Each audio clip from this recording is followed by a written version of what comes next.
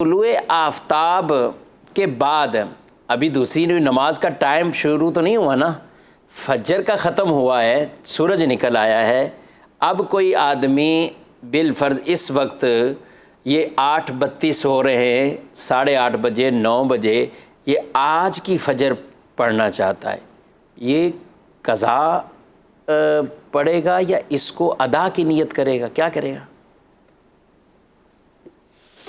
دیکھیں، ہر نماز کا ایک وقت ہے۔ ان الصلاۃ کانت علی المؤمنین کتابا موقوتا، قرآن مجید فرقان حمید میں اللہ تبارک و تعالیٰ نے یہ بیان فرمایا ہے۔ اور جیسے ہی وقت نکل جاتا ہے تو نماز پھر قضا ہو جائے گی، یعنی اگر وقت کے اندر ادا نہیں کر سکا تو گویا اب قضا ہے۔ تو یہاں طلوع آفتاب جیسے ہوتا ہے، طلوع آفتاب پر نماز فجر کا وقت ختم ہو جاتا ہے، تو اب گویا ادا کا وقت ختم ہو گیا۔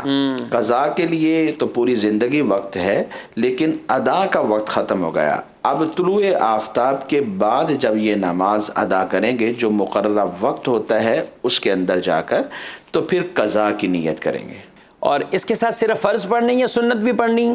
ظہر کی نماز سے پہلے جو زوال کا وقت ہوتا ہے اس سے پہلے اگر یہ ادا کرتے ہیں تو فقہاء نے لکھا کہ اس صورت کے اندر 2 سنت فجر بھی ساتھ ادا کی جا سکتی ہیں، اور اگر یہ ظہر کا وقت شروع ہونے کے بعد ادا کی جائے گی تو پھر ایسی صورت کے اندر صرف فرض پڑھنے ہوں گے، پھر سنتیں نہیں۔ ٹھیک ہے۔ اچھا، سائل کہہ رہے پھر اس کی قضا کی نیت کیا ہوگی؟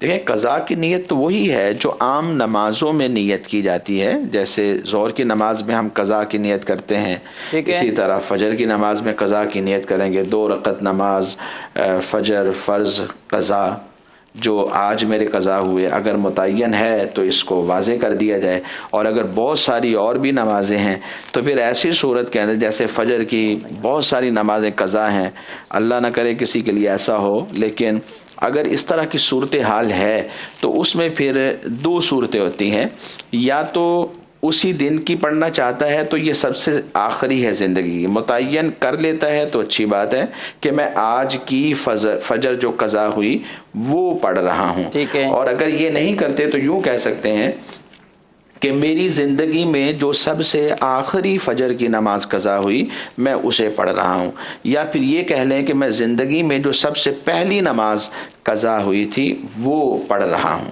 تو اس طرح نیت کر سکتے ہیں۔